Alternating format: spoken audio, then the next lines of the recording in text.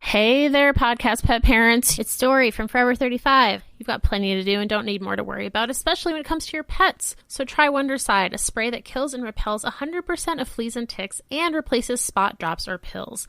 Wondercide is a safe, plant-based, effective spray. And because it's plant-based, it's safe around kids and can be used on dogs and cats of all ages.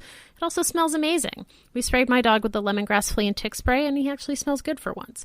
Try Wondercide flea and tick spray for 20% off at wondercide.com/podcast, and make sure to use code podcast at checkout. Again, that's Wondercide, WONDERCIDE, wondercide.com/podcast.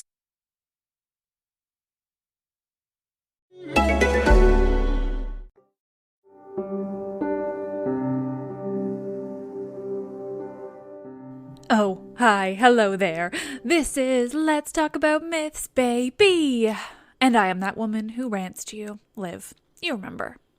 Well, with spooky season over and that spooky election done and for the better, we're diving back into that oh so problematic founder of Rome, Aeneas.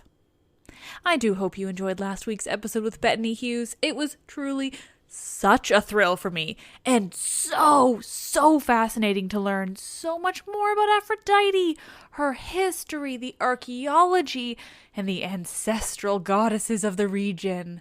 Just fucking fascinating. You should definitely read the book too, Venus and Aphrodite. It was so good and so interesting and just really pulled you in. Highly recommend. And speaking of Venus, let's head back to her obnoxious and privileged son, Aeneas, shall we?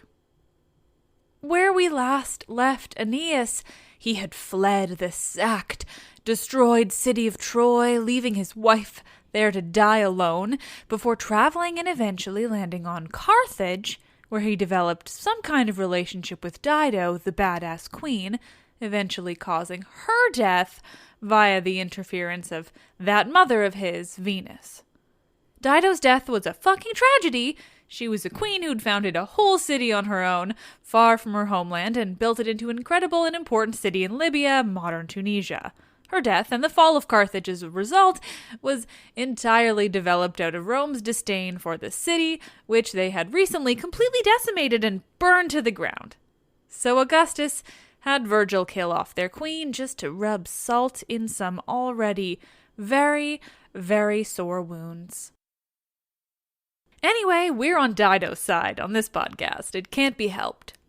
So Aeneas left, along with the other remaining Trojans, still hell-bent on founding that new city of Troy, what will, in time, become Rome. First, though, he lands on Sicily, where there was an old friend from Troy. They hold some late funereal games for his father, and someone lands in a huge pile of shit. The Trojans' numbers dwindled there in Sicily because anyone who didn't want to continue on to Italy was allowed to stay. They found a city there called Ilium, and the country they called Troy. Then, finally, Aeneas and the others, who will continue on, sailed off. This is episode 99. Aeneas, Anchises, and Underworld propaganda. The men of Troy, those who will continue on to Italy to find the river Tiber, set sail with Venus, Aeneas' mother, having assurances from Neptune that he will help Aeneas reach that land and that he won't make it any more difficult than it already has been. Neptune assured Venus that the men would arrive safely on those foreign shores, but, he adds, there must be one life sacrificed in order to allow the rest of the men to live. Ominous indeed. So the ship sails off across the calm seas, with Aeneas' helmsman Palernus paying close attention, weary of past storms they've faced. Finally, the gods try to help him rest along with the other men on the ship as it becomes night and the seas are calm. The god of sleep, Somnus, appears disguised as one of the men on the ship, telling Palernus to go to sleep, but he's wary and it takes Somnus forcing him into sleep for the man to finally rest. With Palernus asleep, Somnus causes him to fall overboard and into the sea, becoming that single life sacrificed in order for the rest to live. With Palernus sacrificed to the depths of the sea, the ship sails on smoothly, just as Neptune had promised. But without anyone at the helm, the ship drifts off towards the islands of the Sirens, because it mustn't be only Odysseus that overcomes such trials on his journey across the Mediterranean. But just to one-up Odysseus again, Aeneas actually wakes up and finds the ship drifting without Palernus. He steers the ship in the right direction, avoiding the Sirens and calling out to his dead friend, lost to the bottom of the sea. So, with the one man sacrificed unknowingly to the sea in order to allow the rest of the Trojans to continue safely on their journey, the ship sails on. Eventually, they land in Euboean Cumae, an ancient Greek colony on the mainland of Italy, near what is now Naples. They've made their way up the Italian mainland now, getting closer and closer to the location where Aeneas intends to fulfill his destiny and found a great city. When they land on the shores of Cumae, the men begin to explore. It's a forested area full of wild beasts and many rivers. Beyond, Aeneas finds a stronghold of Apollo that marks a cave. A huge cave where there lives a Sibyl, a prophetess of Apollo. You know the type. And it was said that Daedalus was one of the people who built the temple to Apollo there. It seems when he escaped King Minos and flew off from Crete, he eventually landed there in Italy. He offered his wings there to Apollo and in thanks built him a temple. The temple where Aeneas stands has the death of Minos' son Androgeos carved into the door and the fine paid by Athens as a result, all those young Athenians sacrificed to the monstrous Minotaur. Beyond that, Crete is depicted there on the temple, along with all of its rulers and flaws and foibles. You know, Pasiphae and the bull, the Minotaur itself, and that endless, hopeless labyrinth. Poor Daedalus tried so hard to tell the story of his son's death, too, there on the temple to Apollo, but he was caught in such grief he never finished. Aeneas and the Trojans are interrupted from their appreciation of this temple, the telling of the stories of Crete through the artwork, by a priestess of Diana. Diphobe is her name. She comes from within the temple and tells them that they shouldn't just be standing there. They must sacrifice to the gods, 7 calves and 7 ewes, and they must be chosen very carefully, she says. The Trojans do as she tells them, and once they're done, they're invited into the cave that is reached from within the temple that they'd spent so much time staring at. There, within the cave, is the Sibyl. In essence, she's an oracle. Her role is the same. It's there in this cave within the temple to Apollo that Aeneas asks what his fate will be. Here in the Aeneid, we have a description of the actions of one of these prophetesses of Apollo, how they handle coming up with their prophecies. Quote, "Her color and expression changed, her hair blew wild, she panted, heart full of frenzy, and she seemed to tower and echo a divine voice, since the god was near." Oh, it's so cool. Through the Sibyl, Aeneas calls out to Apollo, calling on the sympathy he's had in the past for the Trojans. Apollo helped them during the war, surely he wants the best for them now. Aeneas calls out, asking for help. He speaks of all they've been through already as they search for that elusive Italy where they're to found their city. Quote, "Troy's fortunes must not dog us any further." He asks Apollo for an end to their misfortunes. He tells him that the gods have done enough. They need not make things any harder or for any longer.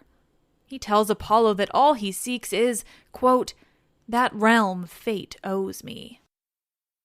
A very Aeneas statement, telling a god that he's owed something, no matter what the gods have to say about it.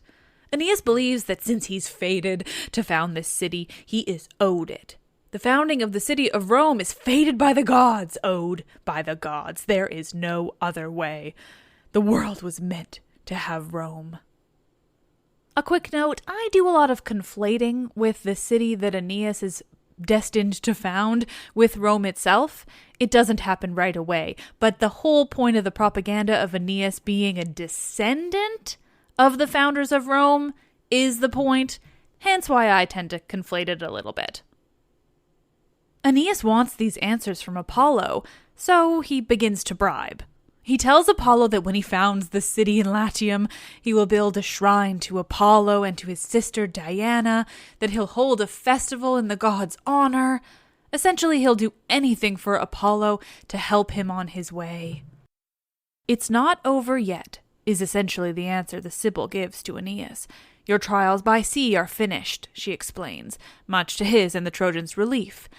But there is still much to deal with on land. The Sibyl foretells war, so much war, and the Tiber River filling with blood and gore, just as the rivers Xanthus and Simois did on the plains of Troy.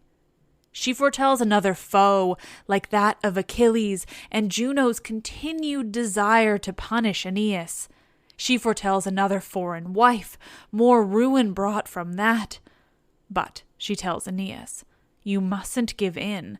Safety will come via a Greek town.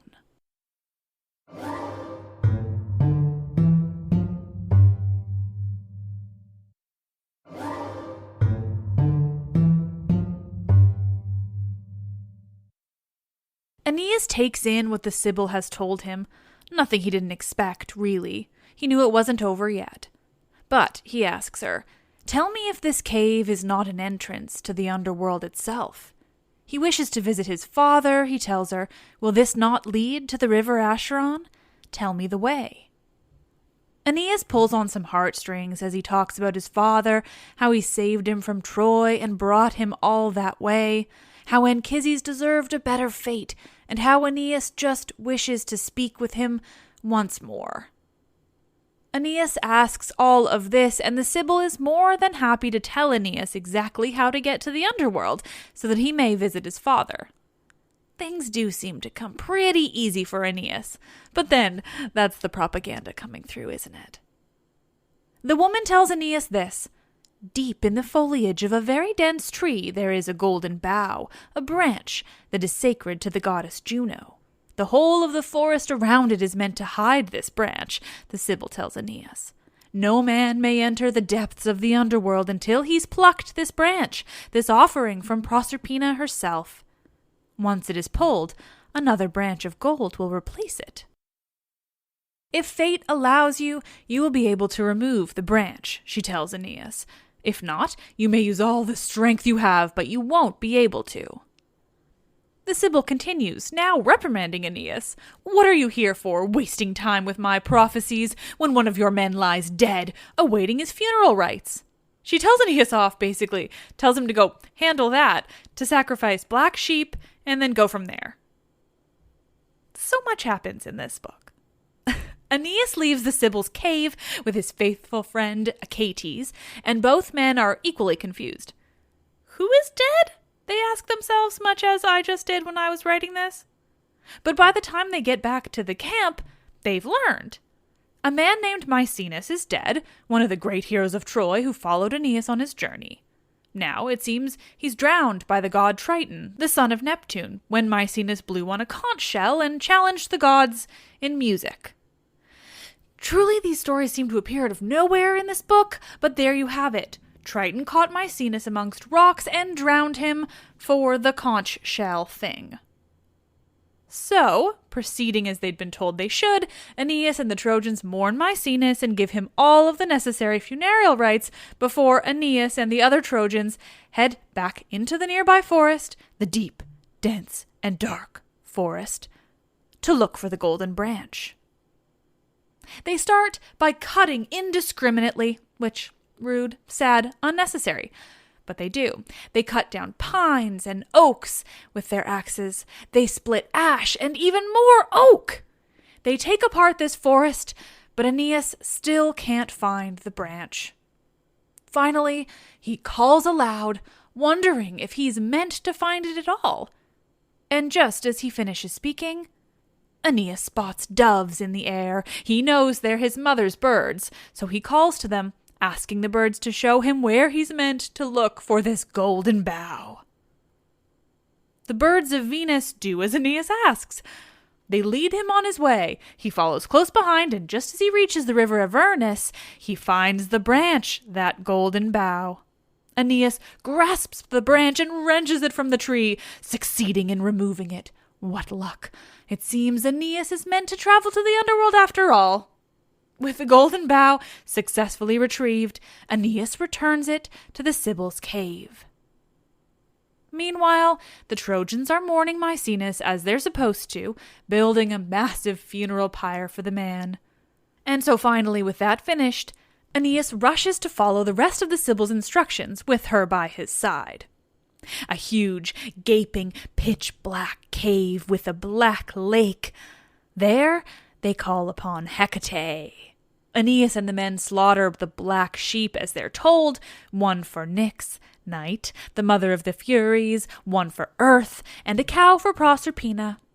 They continue performing all the rites laid out by the Sibyl, and just as the sun is beginning to rise, the earth beneath them cries out and everything begins to move. They're warned it was only to be Aeneas who can travel into that world with the Sibyl. No one else is as pure as he is, pious Aeneas.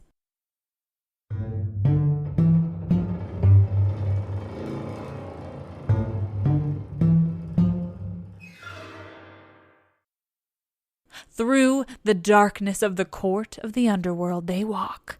All the darkest beings of the world are there. Sadness, old age, fear, sleep, evil, war.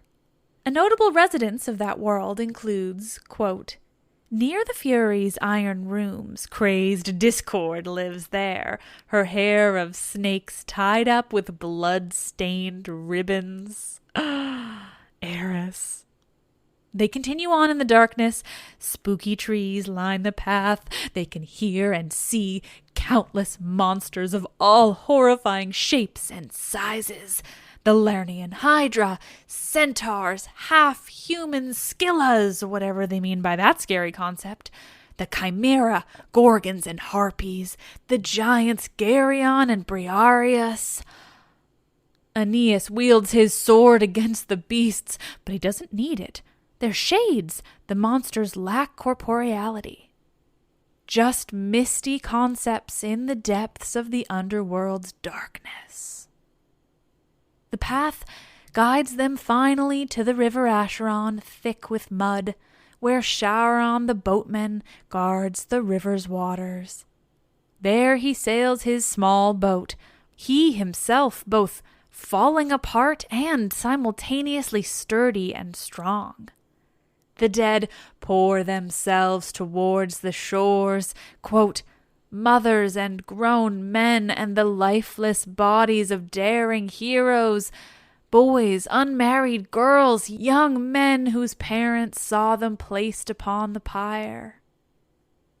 The shore is filled with the ghosts of those who cannot cross the river, always desperately seeking to.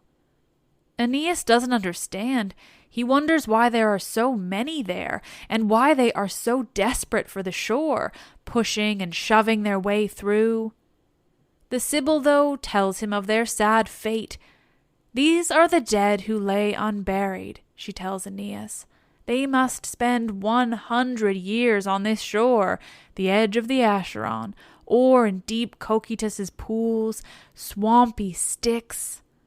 Once those years are up, Charon will ferry them over to the pools they seek, where they can rest." There Aeneas sees many men he knew from Troy, those who fell on the battlefield and lacked a burial, even Palernus, his ship's helmsman, who fell overboard so recently. Aeneas speaks to him, asking of his fate and how he came by it during the night when he fell overboard. Finally, Aeneas and the Sibyl reach the edge of the river and are spotted by the boatman. "Who are you, and why are you here with your weapons?" he asks them angrily. "This boat is for the dead," he tells Aeneas, "not the living." The boatman goes on. He learned his lesson, he said, having carried Hercules, Theseus, and that real dickhead Pirithous over the river even though they were living. And how did that turn out? No, he tells Aeneas and the Sibyl, he's learned his lesson. The boat is for the dead and not the living. "Oh," Aeneas calls to the boatman, "don't worry about us. We have nothing. We're plotting. We come in peace." Aeneas tells the man that he's only there to visit the shade of his father. He only wants to speak with him. Then they pull out the golden bough, and the boatman is immediately in awe. At this golden branch, the boatman decides he will indeed take Aeneas and the Sibyl with him. He even shoves some of the dead out of the way to make room for Aeneas. A bit over the top, I would say. I mean, those people have been through some stuff too. Don't need to shove them off their seats to make room for a living dude who's traveling there for shits and giggles. But that's what happens. And the boatman carries Aeneas and the Sibyl across the river.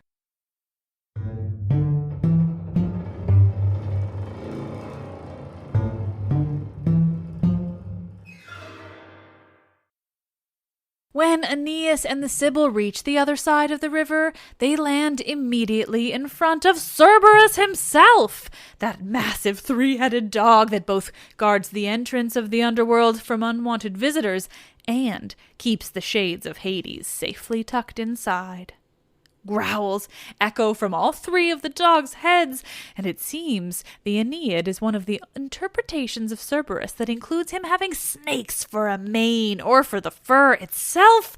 However they live on the dog, there are snakes involved here, and they hiss as they watch Aeneas. But thank the gods, the Sibyl is prepared for everything. She's the real hero of this quest Aeneas is undertaking. She throws a bit of food to Cerberus that she'd brought with her for exactly this. It's a cake of sorts, but one that's been soaked in a drug that will make the dog fall asleep. It works almost immediately. He happily devours the food and very quickly falls into a deep and heavy sleep. Cute little puppy. And with that, Aeneas and the Sibyl pass the dog by. The pair continue on as they venture through the underworld. They pass the judges, Minos and his brothers, who I told you about in the episode dedicated to Hades and the underworld. They pass all the varied sections where the dead are held, depending on how they died and by whom. Finally, Aeneas even sees Dido there. Aeneas sees the shade of Dido as she wanders, having died in a way that might as well have been at Aeneas's own hands. "Oh, Dido," he calls to her, "the rumors were true then. You killed yourself and it's my fault." And then he tells her that he didn't really want to leave. He was just following the will of the gods. Which, I mean, fuck you, Aeneas. Seriously, you've done enough to this poor woman. "No, I didn't think you'd be so hurt by my leaving," he says, in which I can only assume is a bold-faced lie. I mean, we were paying attention back in Carthage, Aeneas, weren't you? Dido tries to get away from him. She doesn't want to hear this shit, these useless excuses that mean nothing now to her that she is dead. "Why are you running?" he calls to her. The dick. "Fate is giving us another chance." Gross. She glares at him in fury, avoiding him completely. And finally Dido gets away from Aeneas, and finally, she can be at peace. She meets Zacchaeus there, her first husband, the one she loved for real, the one who didn't ruin her whole life. So there, in the underworld, they can find peace together.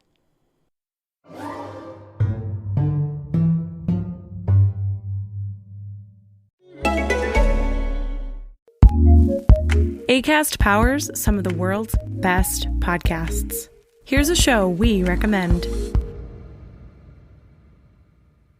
I'm Meredith Masony. And I'm Tiffany Jenkins. We're the hosts of Take It or Leave It, a podcast where we discuss all things marriage, motherhood, and everything in between.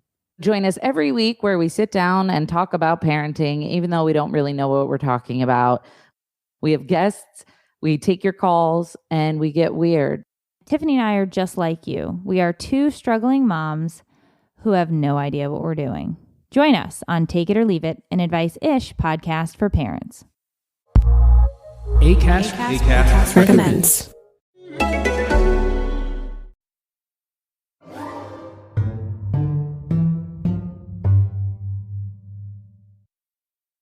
As Aeneas and the Sibyl continue on, they run into many more of the dead. Trojan heroes of the war, Greek heroes too. The latter were less excited to see Aeneas. Aeneas continues and comes upon one of Priam's sons. The two talk of the war, of what happened, reliving that night when the Greeks snuck in the Trojan horse, the betrayal, the heartbreak, the death of so many Trojans. The two talk, and finally the Sibyl actually has to step in, reminding Aeneas that they are on a clock, and if he wants to see his dad at all, they best continue on their way. I think I'll keep this Sibyl around to remind me that the Aeneid needs to keep going, that I'm on part 9 of the episodes and only book 6 of the poem. Thank you, Sibyl. So they keep going. The Sibyl points the way between the dark walls of Dis, of Hades, that separate it and Elysium, the good part of the underworld, the heaven, essentially.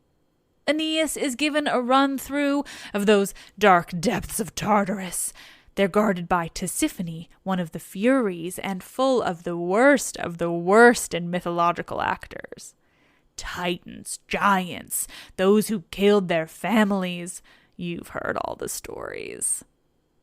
Once more, Aeneas is distracted in taking it all in and must again be hurried on by the Sibyl, who rushes him to the walls built by the Cyclops, where they must leave their offerings if they're to finally speak with Anchises, Aeneas' father, the reason they're there in the first place.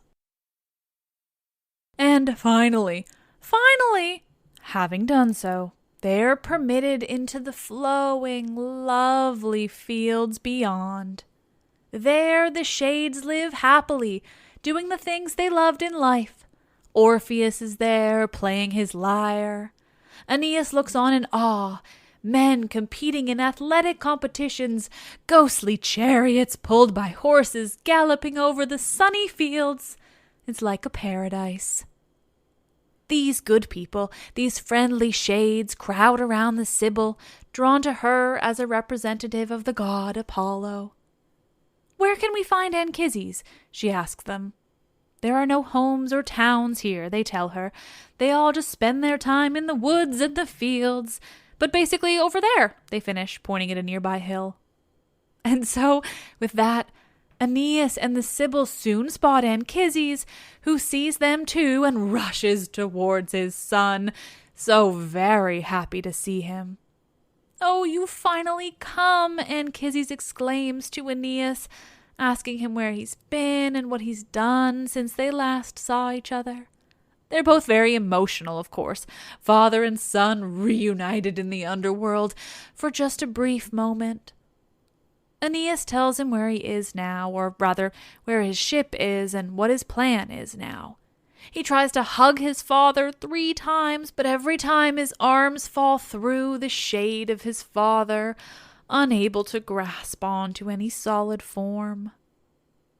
The father and son talk a little more, with Aeneas asking questions of the underworld, how things work down there, where certain people end up, and how they can change their fates and get to the other realms of the underworld. But the exciting stuff comes when Anchises tells Aeneas of his future. And by exciting, I mean straight Roman propaganda. Anchises tells Aeneas how he'll succeed in Italy, founding a city in Alba Longa, and how great the kings who follow Aeneas will be. He names everyone down generations until he comes to Romulus himself. Romulus, he tells Aeneas, is a child of Mars, and through his mother, he's a Trojan too, a descendant of yourself. From there will be founded Rome. Oh, how impressive Rome will be, Anchises states very clearly. It will rule the world. And about the Romans, he continues. Of your future Romans there will be Caesar and all of his relations. That family will make their way to the height of heaven.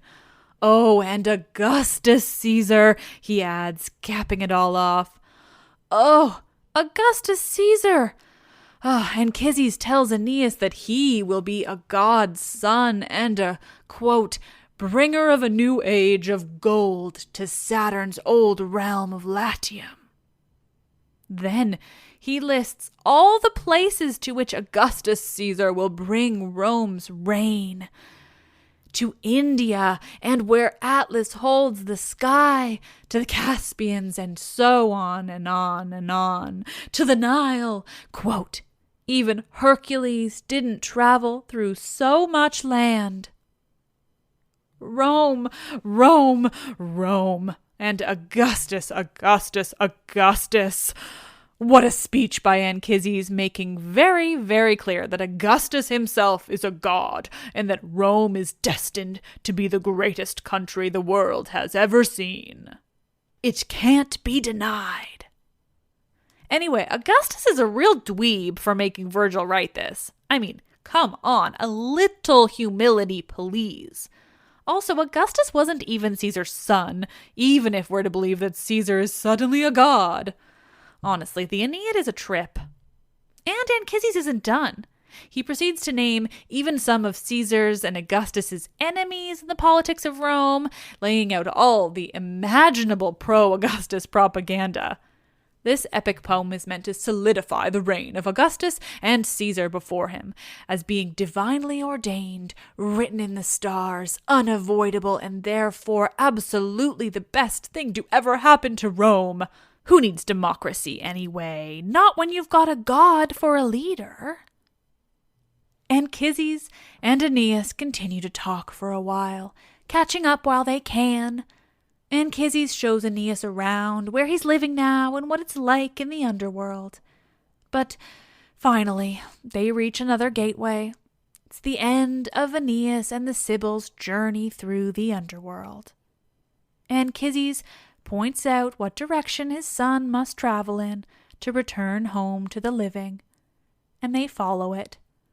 Before long, Aeneas is back at his ships.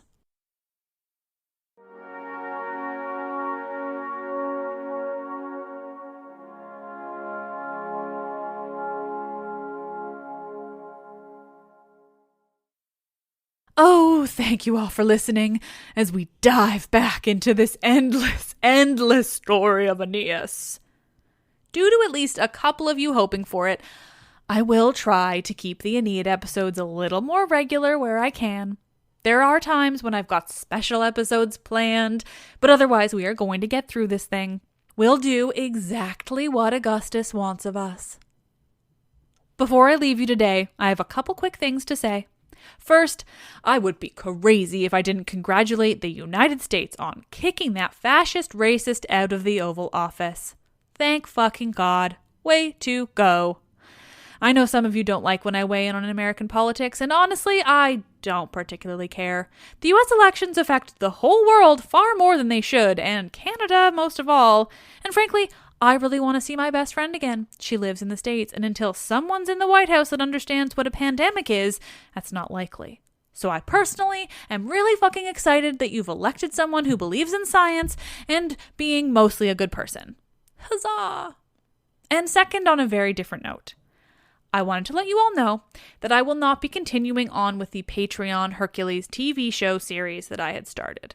I may take it up again separately with another guest host, but the person I had started it with has been outed as a predator of women in the field of classics. He's a really shit person, and I, for one, am happy to cut all ties with him and denounce him and his actions, as I have all over Twitter and now here. So, yeah, sorry about that, patrons, but I've got tons more coming at you that's way better than that episode ended up being anyway, because frankly, he was also a very boring human, which I learned after already agreeing to that series. So good riddance, no sexual predators anywhere near my show, obviously. Yeah, it's been a week. Anyway, thank you all for listening, for being awesome supporters. You're all the best. 2020 is looking up. I am Liv, and I love this shit.